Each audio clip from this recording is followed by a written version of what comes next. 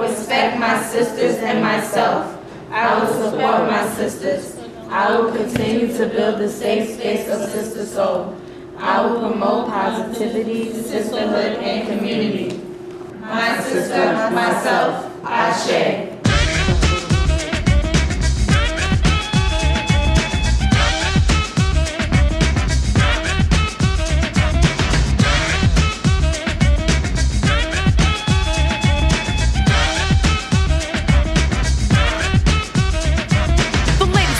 The rhyme, it is wicked. Those that don't know how to be pros get evicted. A woman could bear you, break you, take you. Now it's time to rhyme. Can you relate to a sister dope enough to make you holler and scream? Hey, yo, let me take it from here, queen.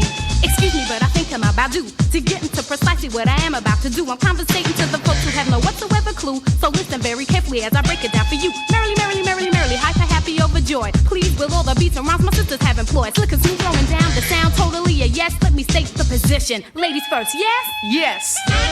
Yeah, there's gonna be some changes made here. Believe me when I say being a woman is great, you see. I know that all the fellas out there will agree with me. Not for being one, but for being with one. Cause when it's time for loving, it's the woman that gets them strong. Stepping, strutting, moving, on, rhyming, cutting. Ooh, who's that? Ooh, Amanda. Go ahead, Amanda. Yeah, Amanda. I want to be like I just don't want to not you try. want to grow up. Climb on up there, put your feet on that bottom. Take your time. Hold on to the wall. The side of the road. All right. Stay up. Yep, there you go. You gotta stay on this side of the lion. Come on, girl. And so the next thing we want to look at is, in some ways, how people perceive us, and yet how we still want to maintain ourselves. And so in your packet is an article, if you guys can bring that out. My name is Susan Wilcox. I was the first chair of the board of directors when it was just the Brotherhood in 1995.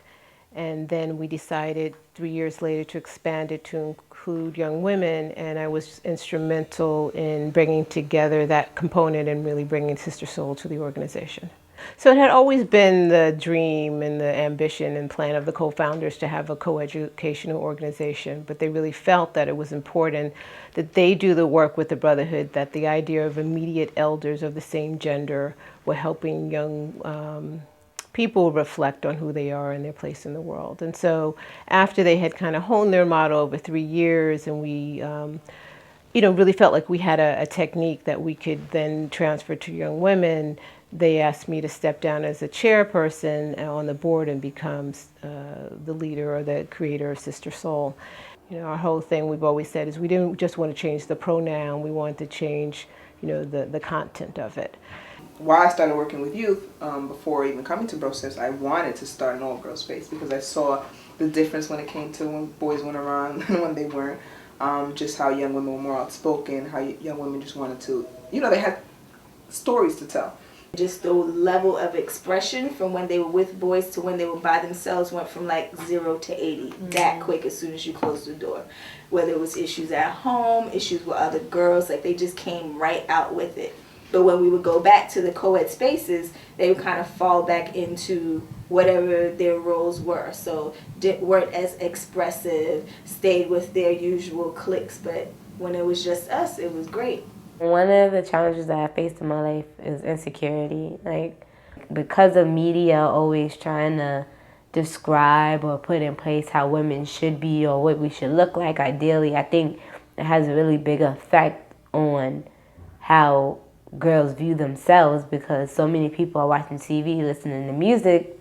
That's what they gather their hopes and their dreams and what they aspire to be. So I think insecurity, not being able to fit that mold. Old girls want to be dead skinny and everything, want to have all this high fashion stuff and latest clothes and whatnot.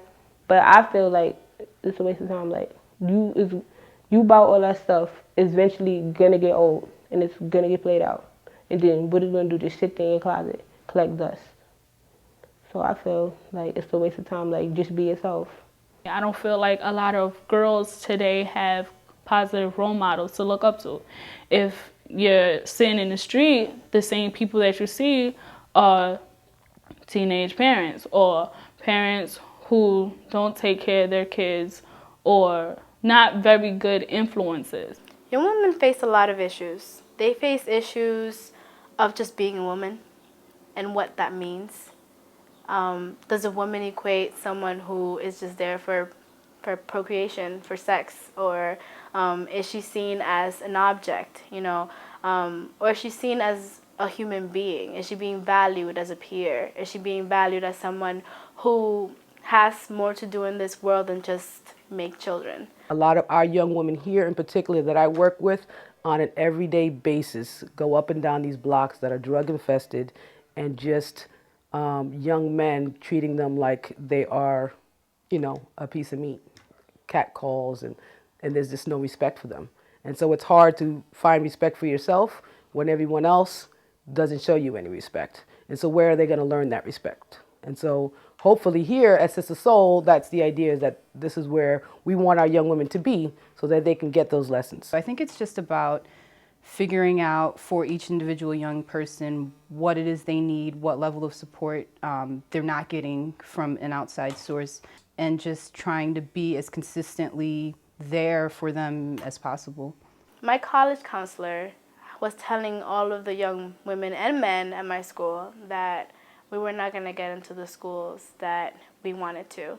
And I had told her that I was interested in applying to Brown, and she was like, oh no, don't even bother. You're not going to get in. They're not going to take you. It's a very highly selective school, and so you should apply to like a state university because you have a higher chance of getting there.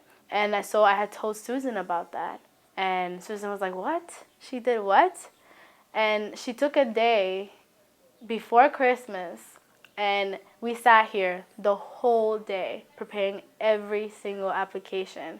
And she made sure that I had done everything and I had completed everything. And to this day, I tell her that it was because of her that I got into Brown. She's like, no, it's because of you. But I really think that if she had not been there, the choices that I would have now would be much limited, and my experience would be different, because I don't think I would have gotten to Brown if she hadn't helped me. So that's one thing that I really appreciate, that they value you, not as a person who lives in a poor community, not as a person who is disadvantaged or disfranchised, but as someone who has potential and could do something with your life if you really set your mind to. They're just there to help you and to give you the tools to move forward. So that has definitely been one of the most amazing things that I've seen, and I feel like a lot of young women don't take that opportunity and don't have that opportunity, and people don't expect that from them. They expect them to do different things and to mess up and to not get back in the game. So that they've helped me a lot with that.